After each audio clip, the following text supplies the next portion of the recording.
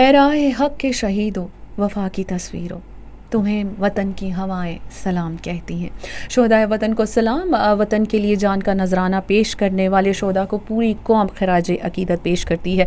नायब सूबेदार साहिब खान इंतहाई निडर सिपाही थे जिन्होंने वतन अजीज़ की खातिर शहादत को गले लगाया।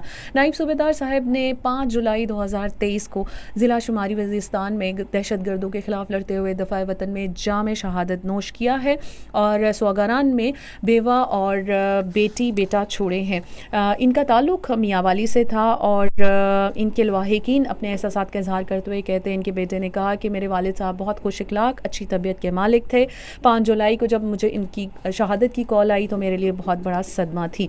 और इनकी मिसेस ने कहा कि मैं हर बात का मशवरा इनके साथ करती थी, लेकिन अब मैं अपने बेटे के साथ ये तमाम मशवरे करती हूँ और उनकी शहादत हमारे लिए बाइस फ़ख्र तो है